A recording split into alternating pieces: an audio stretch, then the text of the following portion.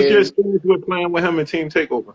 I think that's the best coach I've been played for in my years of playing basketball. I'm not gonna lie. Keith Stevens, like he gets on you like on the court, like he's a screamer. He'll tell you when you BSing. He'll tell you when you playing good. I think that's the best coach I play with. But like Keith, like off the court, he's very chill. He definitely looks out for his kids. Like he was looking out for me on my trips. Even like when growing up, he's definitely the type to communicate with me. He helped me during my college decision. So you think Mhm. he's a good person off the court, but like on the court, he's a screamer. He wants the best, but he just wants the best out of you. That's all he is, and that's why I appreciate him the most. All right, and what how was the experience of actually winning the Peach Jam? Not a lot of people could say that they actually won it before.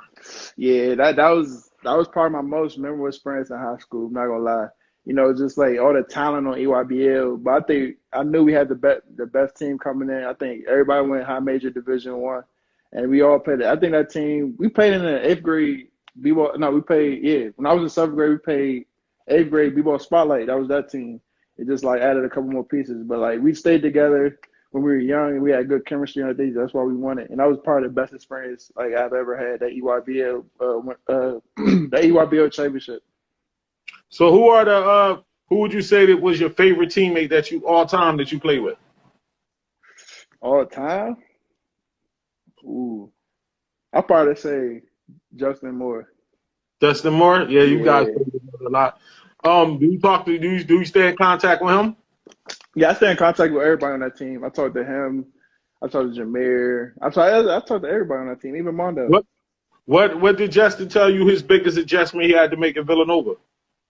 Physicality. College, that's even more like people like 23, Hmm. 24 years old. You playing against them. So, and speed, the speed up and down. College court is bigger.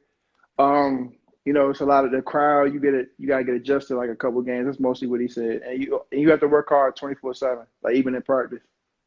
Okay, now coming from being a youngster, you was more of a back to the basket player. Then Yep, you ventured out into the perimeter. What yep. did you have to work on in your game to translate and show more versatility? I think I had to work on my jump shot really and ball handling, but mostly jump shot because like in today's game, you gotta have a jump shot because going in the paint it's a lot of big people in that paint. So I just mostly like worked on my three ball really, and then today's game is a lot of three balls. Like you just shooting a lot of threes, a lot of catch and shoot off the curl, stuff like that. And then but ball handling, I still got to work on that a little bit more, but it's getting better as I go along. That's one thing I'm working on at Michigan. But like just ball handling, you gotta be able to handle the ball on the perimeter, dribble up the court, come off a lot of screens, stuff like that. And you ended the year with some very prestigious awards. Yes, First, sir. you were first team All WCAC. Yep. Then you won the WCAC Academic Player of the Year award. Yep. And the big one, the Washington D.C. Gatorade Player of the Year. Yes, Talk sir. to us about those awards and what they mean to you. I think the big one for me was the Gatorade Player of the Year one. Just all the prestige people that come from the DMV. That's one of the awards you shoot for. So that one was a big one. But like in the DMV is something called All Met, and that's something that goes down in history. So I think that's probably one of my biggest accomplishments as well. Being a two-time All Met people player, that's like the newspaper thing. So like that was a big accomplishment as well. Going down in history with some of the greats that come out of DMV. Being put in that category is a big accomplishment to me. So, what would you say? Describe the grind you had to do in the classroom to get the Academic Player of the Year. Like, how many hours a week were you studying? Every day. Like I focus on school. So we started school at 8 a.m. We got practice at 5 a.m. I mean 5 p.m. I'm tripping. So 8 a.m. to around 4:15. That's why a straight school work. And after that it's basketball. Okay, now, the real question. First, you committed to Georgetown. What did you like about Georgetown in the beginning? In the beginning, I just like being home, playing on the patio, and it would have been cool experience with a Hall of Famer. It's mostly the main thing was being close to home. Really, that was it. And what made you switch to Michigan? Jawan Howard, he's a great person. Like he's just Jawan Howard. Really, I'm not gonna lie. his playing style, like his playing style. He's a great person off the court. He's very genuine.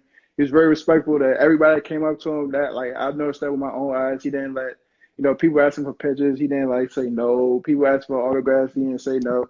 So like Jawan, he's a very good person. Like one thing I noticed, like we going around campus and like he's part of the Fab Five. He's been in the NBA a couple Mm-hmm. years, and like people like endless people just coming up to him asking him for autographs. And like Coach Montelli, the new assistant, he was the one recruiting me. But like Coach Montelli had to tell Jawan like to stop taking pictures and autographs because like the time, we were holding up time. So like that's like how much he shows love to everybody, and that's one thing I noticed, and that's why I like him.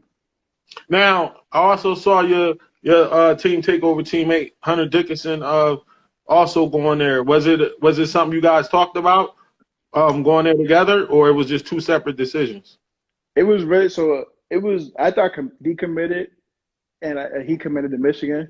I think he really like started to recruit me, and it was just like it was cool that both of us went, but it was mostly separate. I'm not gonna lie. He made his own decision. That I made my own decision. So who would you say is the toughest opponent you faced during your basketball years?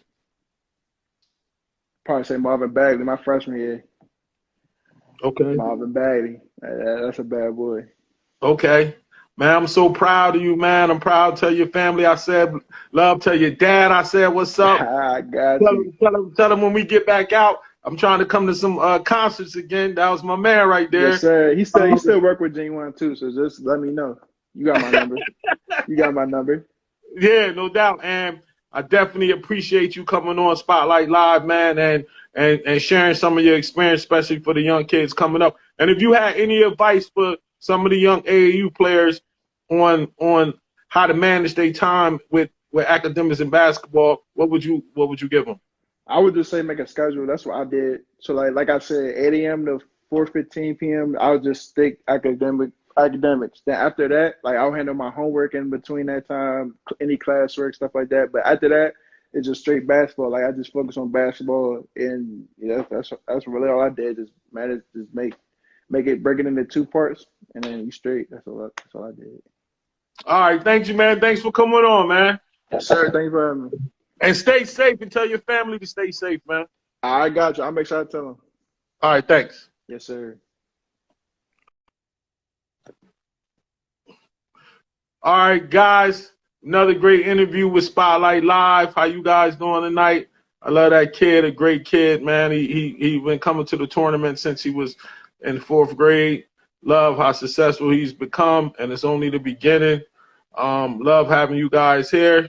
And check back with us tomorrow. We're going to have Sam Rhines on for Philadelphia basketball historian, then Coach Kobe before, and all of that kind of stuff. We're going to have him on tomorrow night. And right now we about to check off, man. I want to say thanks, man, for everybody tuning in. I see you, Bally Dread. Thanks for the